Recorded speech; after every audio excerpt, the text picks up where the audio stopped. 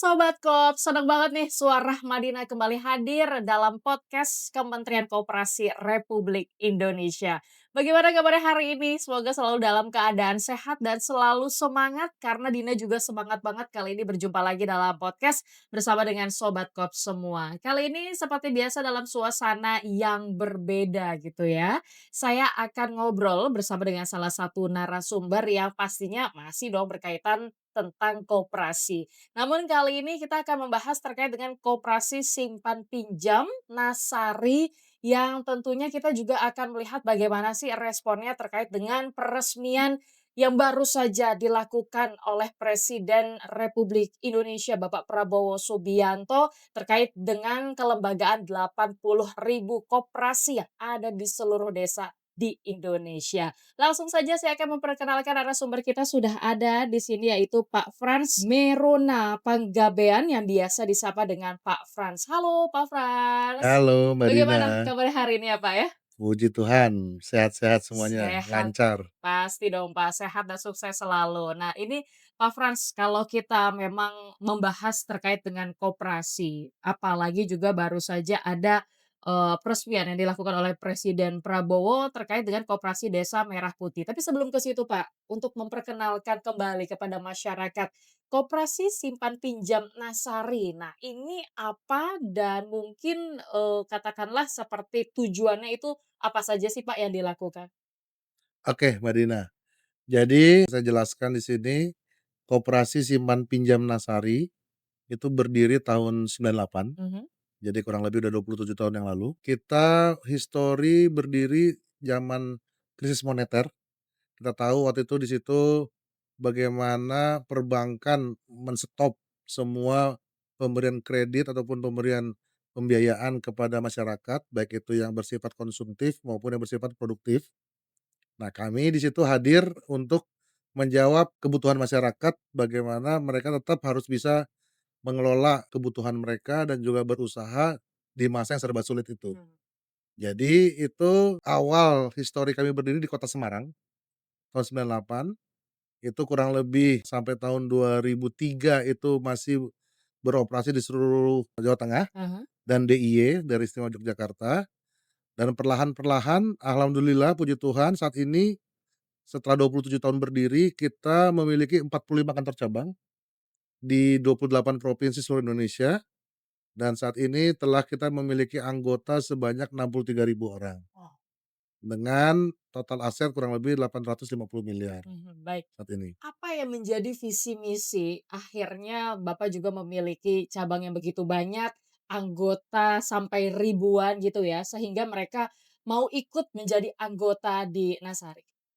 Jadi visi misinya adalah kita memberikan sebuah layanan terutama kebutuhan keuangan yang memang memudahkan, Mmm.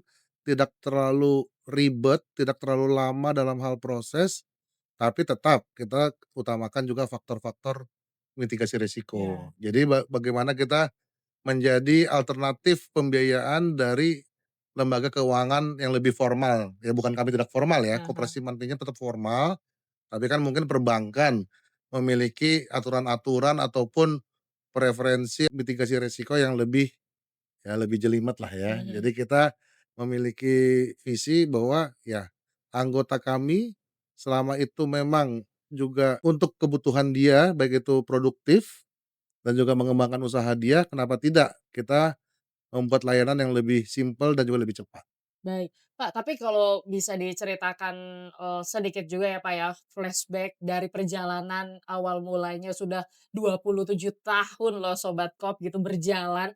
Nah, saat itu kondisi di domisili Bapak atau wilayah Bapak Semarang, Jawa Tengah itu seperti apa sih, Pak, sebelum hadirnya Nasari dan sampai sekarang sudah di posisi yang luar biasa sekali? Waktu itu kondisinya memang ya, krisis ekonomi, Mbak, krisis Aha. ekonomi, krisis moneter, bahkan krisis politik ya, kita tahu kan periode, reformasi. Jadi kan memang waktu itu kondisi serba tidak pasti, biaya ataupun bunga kredit pun sangat tinggi, Iya. jadi kita memberikan solusi dengan layanan yang lebih cepat, tapi juga dengan bunga ataupun tarif biaya suku bunga yang masih cukup masuk akal lah. Mhm. Biarpun pasti akan ada sebuah tarif-tarif bersaing dengan perbankan. Baik. Kalau biasanya Pak, dengan banyaknya anggota yang ikut serta gitu ya Pak ya, itu kan juga mengetahui atau menjalani seperti program, kegiatan apa saja yang nampaknya mungkin membuat mereka tertarik untuk bergabung, dengan koperasi simpan pinjam Nasari ini? Jadi memang itu yang menjadi juga sebuah tanggung jawab kami Mbak ya, Mbak Dina. Jadi dalam artian kita bukan hanya memberikan mereka pinjaman ataupun memberikan mereka layanan simpan pinjam, tapi juga kita punya tanggung jawab bagaimana mereka pengembangan kapasitas mereka. Nah. Jadi mereka juga kita latih, kita didik, dan juga kita dampingi dalam menjalankan usahanya. Sesimpel kita mempunyai pelatihan-pelatihan mungkin pertama menjalankan usahanya itu mungkin harus ada perizinan, Mhm, legalitas. Kita tahu sekarang kayak NIB, OSS, itu kita mhm, latih. Terus berikutnya juga bagaimana mereka mengemas produknya. Jadi dalam artian packaging, bagaimana desain-desain logo, desain-desain, grafis mereka, ya kan. Terus juga pastinya juga untuk pemasaran, mhm. marketing dalam hal digital marketing maupun marketing-marketing yang lebih konvensional. Berikutnya juga pasti yang mungkin orang-orang tidak terlalu banyak yang menguasai adalah bagaimana pengelolaan keuangan. Betul. Laporan keuangan, laporan neraca, laba rugi, akuntansi, itu kita latih. Ya kalau memang nanti akhirnya juga step berikutnya juga mereka akhirnya sampai ke tahap itu, kenapa tidak untuk ekspor. Dari pelaku-pelaku UMKM ini juga bisa kita kasih pelatihan-pelatihan bagaimana untuk mengurus izin ekspor, apapun yang memang harus dibutuhkan LC apa segala macam. Tapi memang saat ini belum terlalu banyak yang seperti itu. Baik, berarti, ada pelatihan dan juga pembinaan Dan yang pendampingan ya, dilakukan pendampingan. Ini penting sekali ya betul. Sobat Kop, karena memang kalau tidak ada pendampingan, lalu juga pelatihan yang dilakukan, ini kayaknya nggak ada yang mau jadi anggota ya, Pak, ya. Betul Tapi betul. sebenarnya respon mereka dengan kehadiran banyaknya cabang juga yang sudah dihadirkan oleh Nasari itu seperti apa? Ini juga jadi menambah kecepatan dan juga menambah daya jangkau untuk melayani mereka lebih cepat dan lebih sesuai dengan preferensi mereka. Heeh. Jadi juga kayak gini, contohnya bagaimana mereka membuka usaha dari pinjaman yang diberikan, mereka kadang-kadang kan juga, apa sih inspirasi usahanya, itu pun kita Mhm, bantu. Jadi bagaimana juga mereka kayak usaha-usaha yang paling simpel laundry atau coffee shop, kita kasih juga analisa-analisa keuangan. mhm. Jadi dengan modal Oh, sampai berapa sedetail itu, Pak? betul, modal berapa, Ah kira-kira itu modal apa, apakah modal peralatan, modal investasi peralatan kerja, ataupun juga modal overhead cost mhm, selama 3 bulan pertama, 6 bulan pertama itu kita bantuin hitungin. Jadi akhirnya mereka yang memang awalnya mungkin enggan untuk menjadi seorang entrepreneur, iya. akhirnya memang tersemangatilah, Ah tersemangati supaya mereka berani. Karena sebenarnya kan simpel-simpel aja Mbak Dina, hah. kayak laundry ini kan juga sangat-sangat ini ya, Menjanjikan? sangat-sangat menjanjikan. Ah hah. Beda loh laundry sekarang sama laundry 5 tahun yang 10 tahun yang lalu. Mungkin kalau mau saya katakan sekarang, 5 tahun, 10 tahun yang lalu bisa dibilang laundry paling tepat di mana beradanya, mungkin dibilangnya di kampus, di daerah banyak pemukiman dekat mall atau apa, Kantor, kantor. ah hah. Tapi kalau detik ini Mbak Dina, kalau ditanya laundry di mana yang paling bagus? Menurut saya jawabannya simpel, di mana saja. Betul, sekarang Makin ke sini orang makin rumah males iya, makin males nyuci, ah hah, bener ibu nggak? rumah tangga aja mungkin Betul, ya kadang mereka, ah, daripada repot udah laundry aja laundry gitu aja kan, ya laundry kan, bener bener kiloan bener. cuma 5.000 10.000, Ah belas hah ah hah. ribu kan.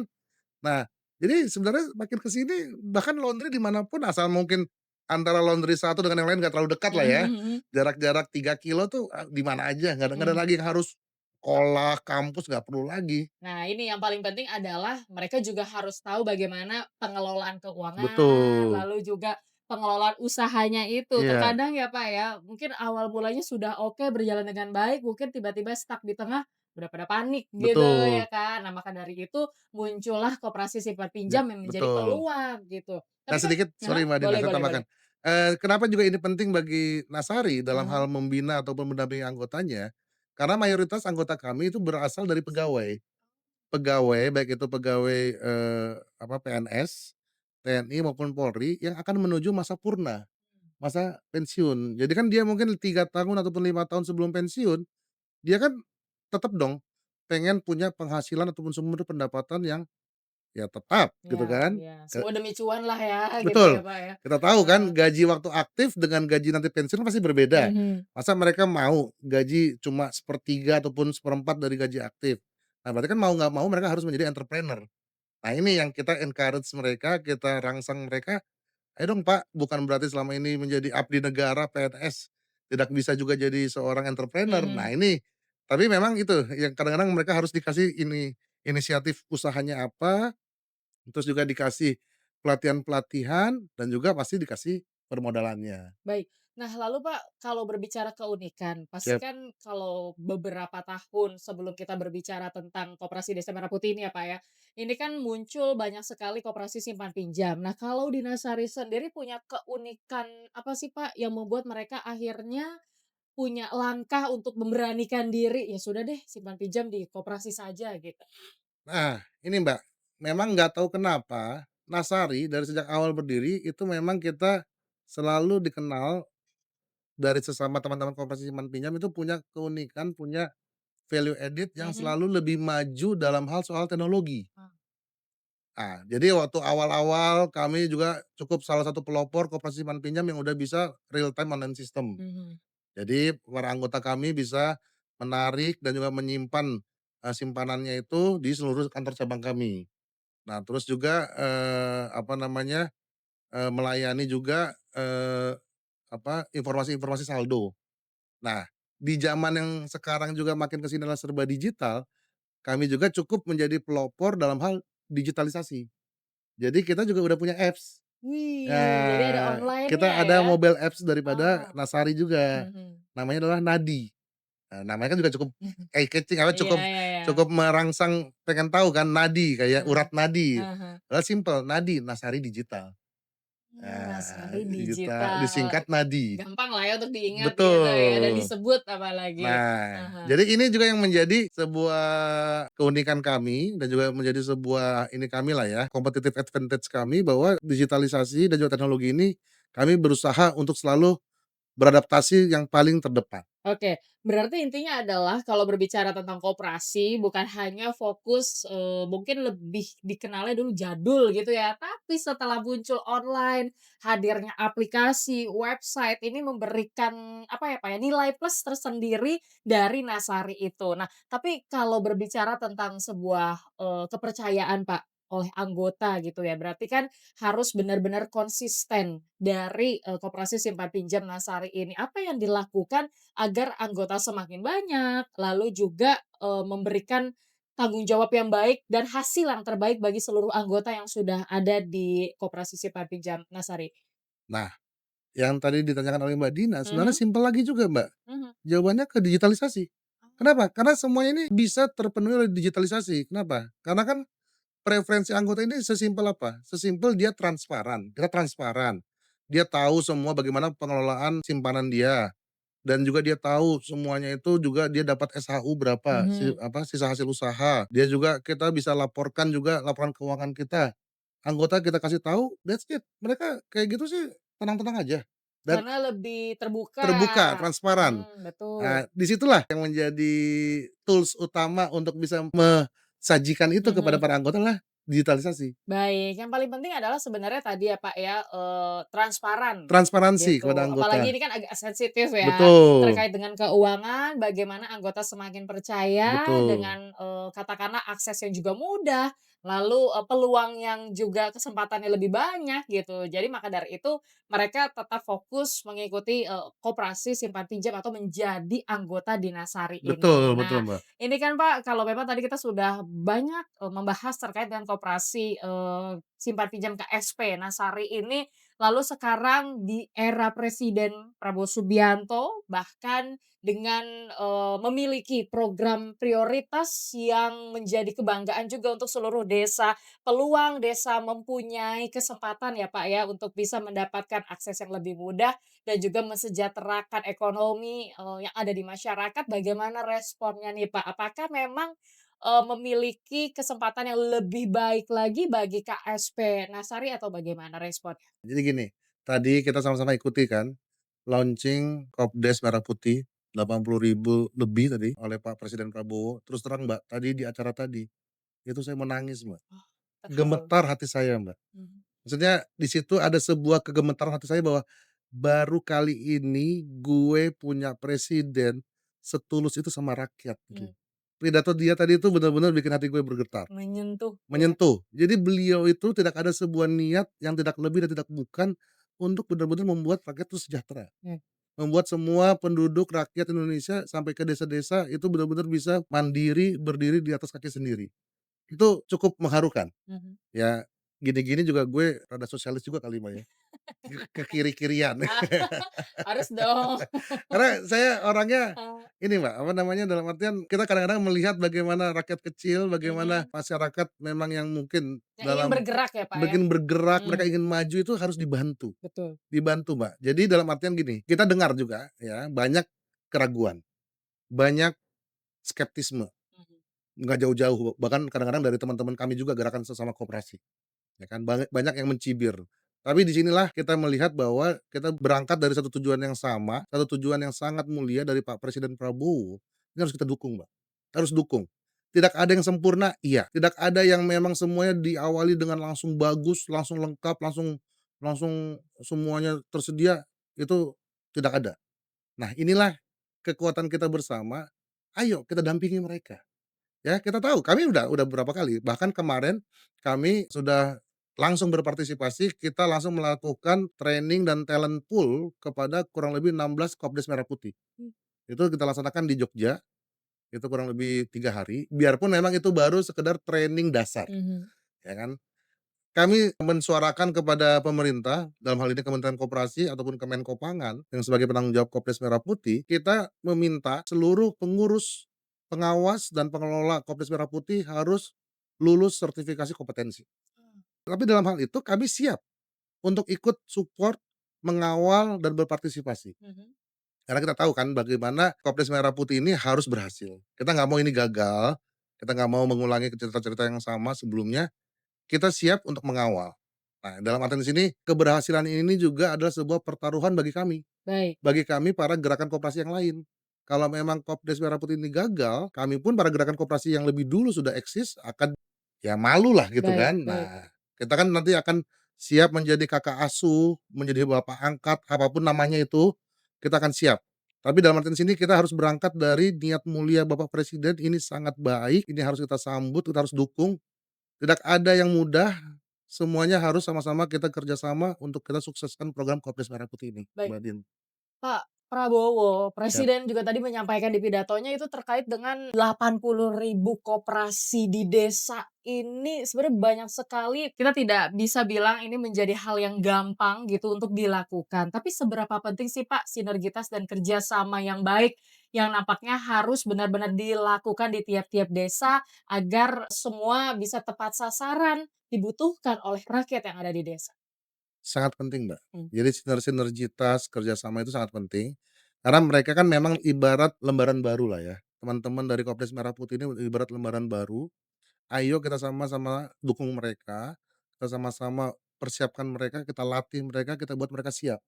Karena memang kalau ini sesuai dengan apa yang dicita-citakan, ini sangat dahsyat, Mbak. mhm. Dalam artian di sini kan nanti kan masyarakat bisa akan beli, gas LPG 3 kilo cuma Iya, 18.000, betul. yang kita tahu di luar harga 22, 25. Mereka akan bisa beli minyak goreng harga 18.000, yang di Aksesnya luar lebih dekat lagi kan? akses lebih dekat. Mmm, Kan berarti masyarakat lebih sejahtera. Jadi akhirnya beras juga sesuai dengan harga yang memang sama-sama bagus, bagus bagi konsumen, bagus juga bagi para petani. Ini kan semuanya sangat dahsyat efeknya. mhm. Nah, tapi memang di sini butuh sinergitas yang sangat melekat dari semua aspek dan juga semua elemen, ya kan. Dalam artian pemerintah di sini terlibat, para perusahaan-perusahaan BUMN juga karena kita tahu mereka yang ditugasi oleh pemerintah sebagai penanggung jawab dari barang-barang yang untuk hajat hidup orang banyak ini, yang kata Pak Presiden tadi kan, Mhm, selama memang semua ini barang ataupun komoditas ini untuk hajat hidup orang banyak, ya harusnya bisa kita atur lah gitu iya, kan. Dan kami juga dari gerakan koperasi yang lebih dulu eksis, kita siap. Di sini tadi itu pelatihan, pendampingan, ayo kita dampingi mereka, kita ajari mereka, kita buat mereka bisa membuat bisnis plan, mereka buat bisnis model seperti apa, dan bahkan juga support-support yang lain, seperti digitalisasi kita juga mhm. siap. Baik, apalagi Dinas Sari sendiri ini punya keunikan atau kelebihan yaitu memiliki dari hal yang online gitu ya Pak Ya, ya, untuk mengikuti digitalisasi yang ada. Karena memang sejauh ini dengan kehadiran Kopdes Merah Putih ini kan setidaknya lebih gampang ya, Pak, ya, Betul. untuk bisa menjaring lagi anggota yang lebih banyak gitu, Pak. Tapi sebenarnya kalau dikaitkan dengan koperasi KSP Bapak yang sudah ada, sudah eksis sejak dulu, lalu dengan Kopdes yang sekarang Merah Putih ini, Pak, ada tidak sih tantangan yang mungkin nampaknya nanti akan dihadirkan di tiap-tiap desa? 80.000 koperasi loh ini. Nah, tantangannya tadi Mbak Dina udah sebut Ah. adalah bagaimana merekrut ataupun menarik anggota lebih banyak. Nah, ini yang juga jadi tantangan karena kita tahu dengan bonus demografi bahwa kita akan didominasi oleh masyarakat yang usia muda, Mhm. berarti kan bagaimana untuk bisa merekrut para anak-anak muda ini menjadi anggota Apalagi koperasi. yang Gen Z. Iya, Gen Z Iya ya, iya, bahkan ini ada heeh, Gen Alpha gitu kan. mhm, Nah, ini sebenarnya juga jadi sebuah tantangan, tapi kami yakin karena gini Mbak, izin, sorry Mbak Dina, mhm. saya sebagai ketua Koperasi Simpan Pinjam Nasari, saya juga saat ini adalah juga ketua Angkatan Muda Koperasi Indonesia. Jadi, Ini udah lebih mudah nih ya, Kak. iya, selama ini juga perjuangan kami, selama ini Mhm, juga ikhtiar kami di Angkatan Muda Koperasi Indonesia ini bagaimana memasyarakatkan koperasi kepada anak muda. Mbak, sesimpel ini Mbak, kami melihat sebenarnya koperasi ini sesimpel apa, koperasi ini adalah entitas usaha yang anak muda banget, yang memang harusnya Gen Z banget. Kenapa? Dia punya 3 preferensi yang disukai anak muda. Yang pertama adalah doyan ngumpul, mmm. guyup. Ya kalau kita tahu mungkin kan kalau di anak muda Nah sekarang nongkrong. nongkrong, hangout gitu Iya kan. iya iya. Nah, koperasi dia punya RAT, Mmm, rapat anggota tahunan. Jadi kasarnya gini kan, mhm, nongkrong, hangout tapi yang lebih bermanfaat dong, mhm. sambil merumuskan apa kebijakan koperasi ke Hal yang depan. positif gitulah, Betul. heeh. Yang kedua, kita tahu anak muda kan preferensinya adalah sharing ekonomi, ekonomi berbagi, ya kan. Kita tahu sekarang ada platform-platform segala macam, ya sama. Prinsip dasar juga dari koperasi adalah berbagi, gotong royong, kebersamaan. Terus baru yang terakhir juga yang kita lihat juga anak muda preferensinya adalah egaliter kan, sama rata gitu loh. Nah, Mhm, kita tahu di koperasi juga prinsipnya adalah one man one vote.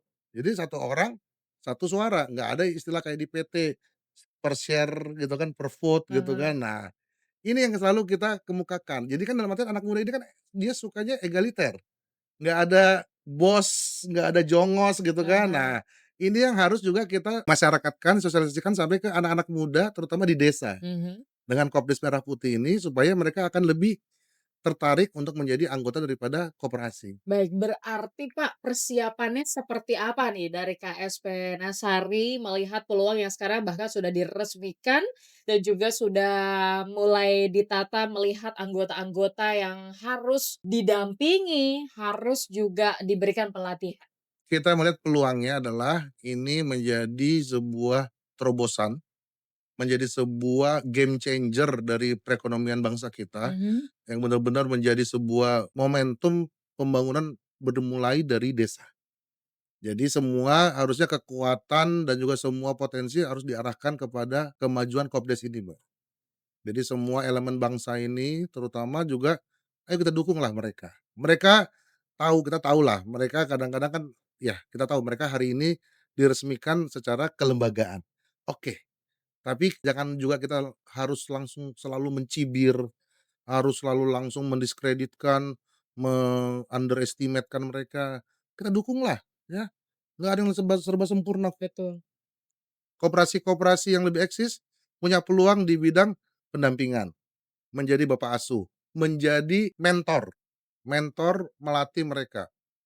Terus berikutnya juga nanti Kopdes Merah Putih ini akan menjalankan usaha simpan pinjamnya, ini kan juga bisa dimentori dulu oleh koperasi simpan pinjam yang lebih dulu Mmm, eksis. mhm, Ya kan, ya mereka nggak tahu dong iya. caranya men-screening calon peminjam, calon Iya anggota, iya itu kan iya. sebuah ilmu Belajar tersendiri. dulu ya, Iya, edukasilah. betul, Heeh, men-screening segala macam, belum lagi analisa usaha-usaha anggota yang mau pinjem, mhm. ya kan. Nah itu yang menjadi sebuah tantangan sekaligus peluang juga. Baik, Pak Frans, ini mungkin ada hal menarik yang ingin saya tanyakan terkait dengan suka duka, Pak. Dari 27 tahun Pak Frans ini berkecimpung di dunia koperasi simpan pinjam, Nasari, lalu sekarang kehadiran sebuah program presiden yang menjadi kebanggaan seluruh desa.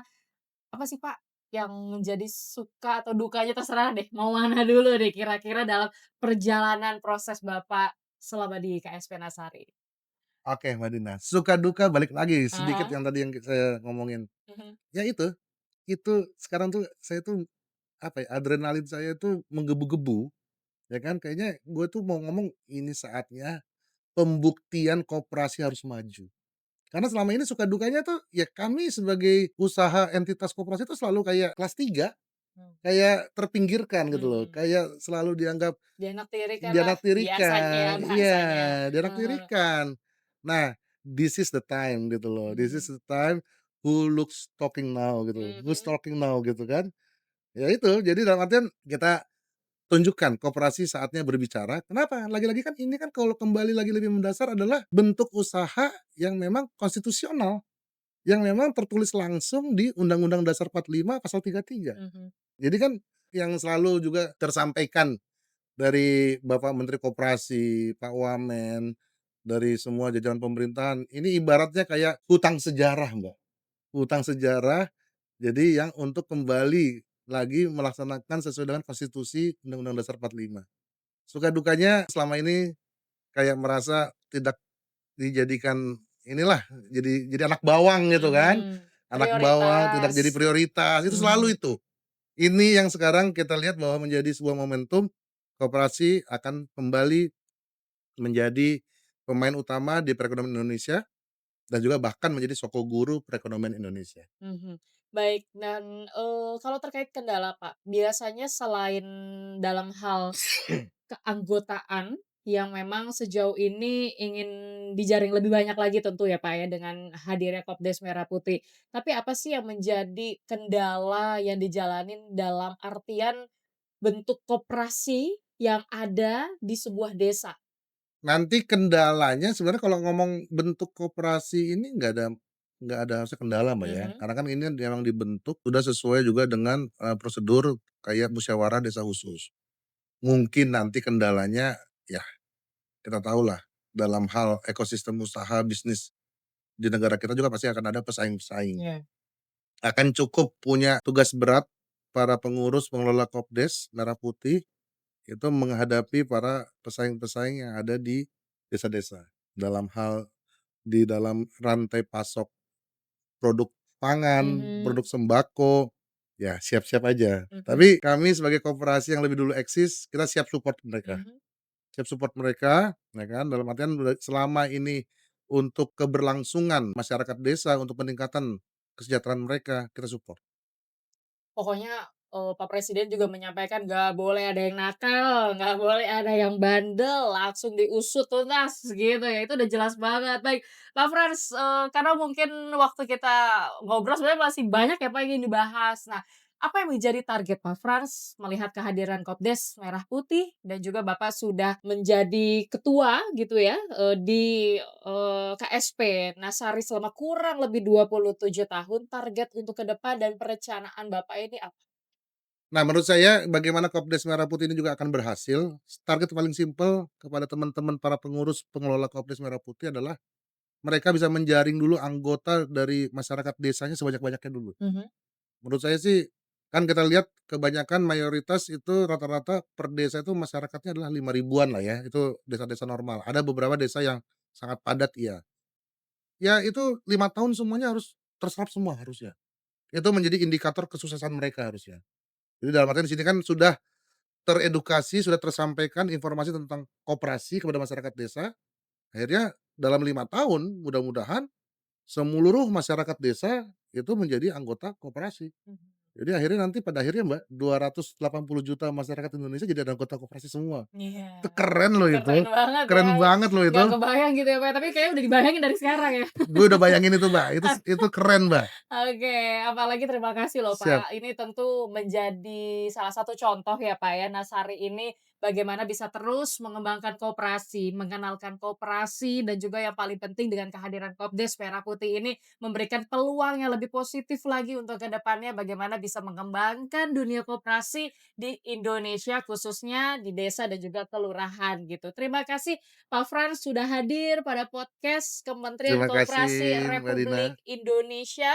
Dan tidak terasa akhirnya saya Suarah Madinah undur diri, bangun koperasi dari desa Indonesia Jaya. Sampai jumpa.